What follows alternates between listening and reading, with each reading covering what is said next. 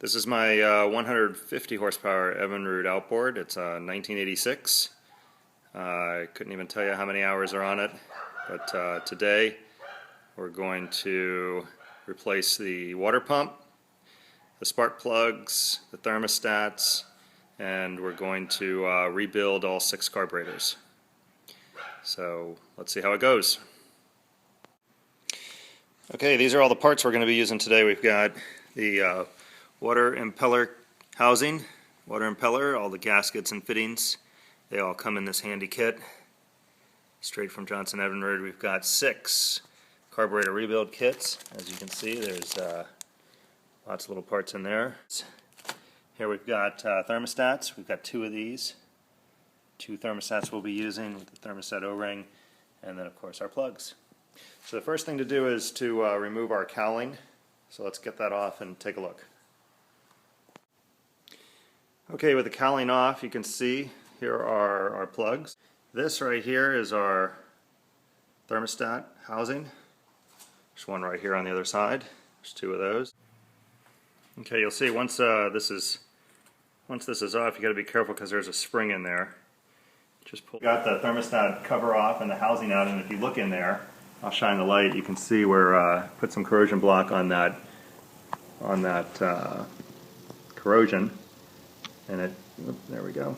And you'll see it cleaned it up pretty well. We'll let that soak for a minute while we take this one off, right over here on this side. Okay, stop. So this one comes off the same way. Just loosen it up a bit so you get it to come off with your hand. And then remember, the spring is in there, so we don't have everything popping out. So out comes the spring, out comes the thermostat, and once again you can see all the junk in there. So it's good that we're replacing these. Shine some light in there, show you. Not too bad. There's a little bit of scale. If you look down into the cylinder head, it looks nice and clean, so all that flushing with salt away is paying off. Okay, so we'll take some salt away and or some corrosion block, give it a good spray. We'll put a little corrosion block here on the cover as well. And we'll clean this up. There's an O-ring on here we're going to have to replace. So to get that off, just pop a screwdriver under it, but be careful not to score the threads because they are plastic. So we've got a new O-ring, so we'll throw this one away. Okay.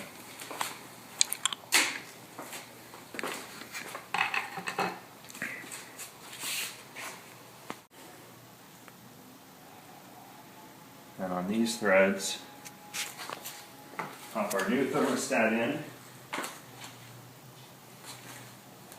First put our spring in, pop in our new thermostat. If you press it in there, it'll stay.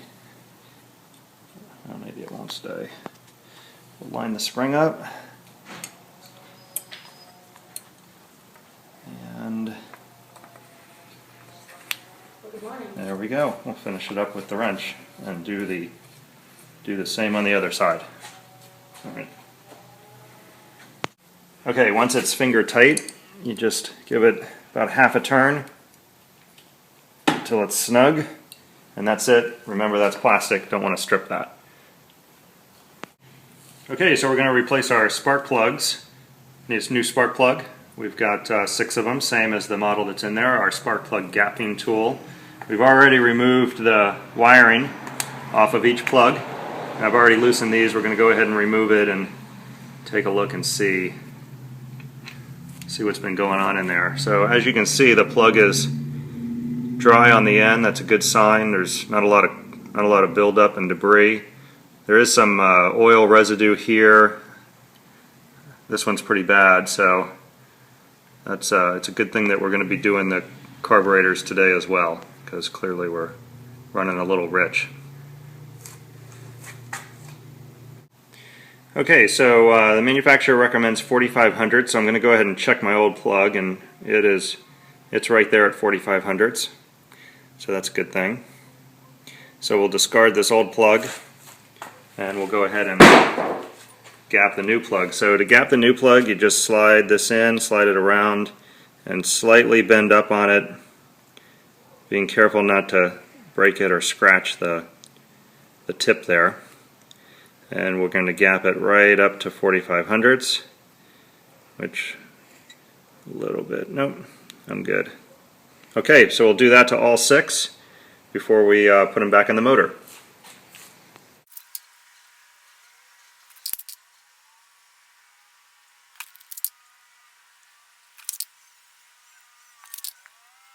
Okay, before we put the spark plugs back in, we're just going to give it a quick cleaning, get some of that gunk off of there.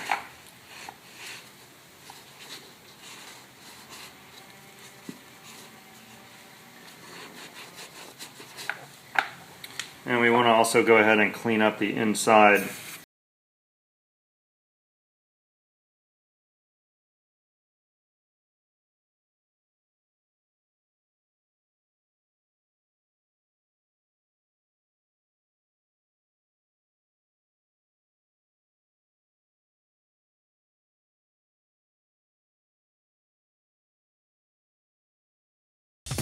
Okay, you may have noticed when we were working on the carburetors that this piece is broken here. There's a filter in there. So we're going to go ahead and replace that. We stopped by the dealership today to pick up a new one.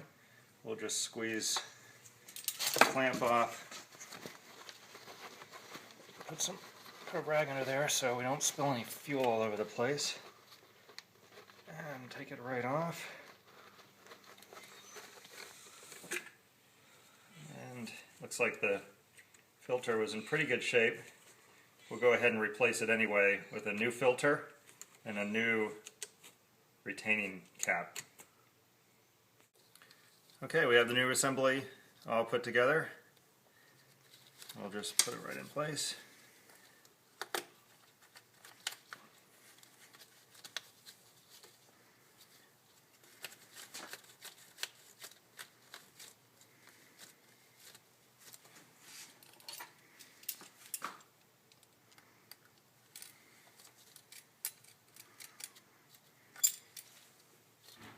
We'll tighten that down a bit and we'll be good to go.